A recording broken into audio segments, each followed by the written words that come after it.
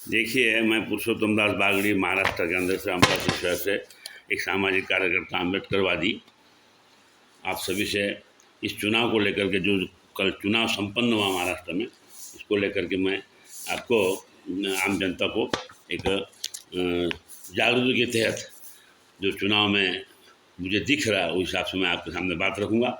देखिए, मतदाताओं ने चुनाव में हिस्सा लेते हुए जो रुझान दिए है उस पर से ऐसा दिखता है उनके भविष्य को लेकर बनाए गए संविधान में बीते 75 सालों में उनका भविष्य दाव पर लगाने वाले व खराब करने वाली छेड़छाड़ या बदलाव किया है, जो मतदाताओं को सत्ता व्यवस्था के शोषण का शिकार बनाने वाले हैं।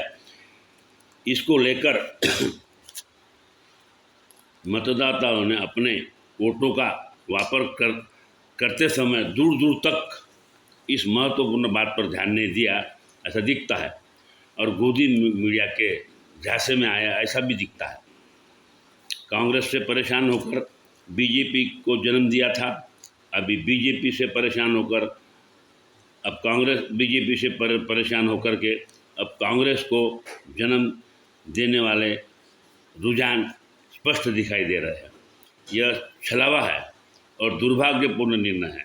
हमें चुनाव के माध्यम से ही हमारे भविष्य की चिंता व हमारे उन्नति को लेकर जो बाधा लाने वाले जो संशोधन हैं इसको मुद्देनज़र इस चुनाव में हिस्सा लेने की आवश्यकता थी, जिसका मुझे खेद है कि हम हमारे भविष्य को बचाने के दृष्टि से निर्णय लेने में हम सक्षम नहीं बन पाए, जिसके कारण चुनाव रिजल्ट ओरिएंटल दिखाई देता है।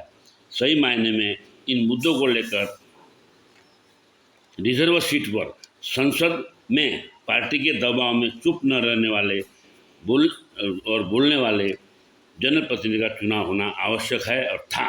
ऐसे में भले ही जमीनी स्तर पर ऐसे व्यक्ति की हार हो रही है ऐसा दिखता होगा, मेरा मानना यह है कि जमीनी स्तर पर ऐसा व्यक्ति हारा हुआ दिखता होगा, फिर भी वह जीता हुआ साबित होता है।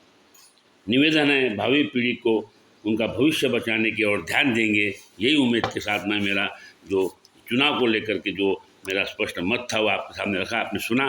धन्यवाद। ओके।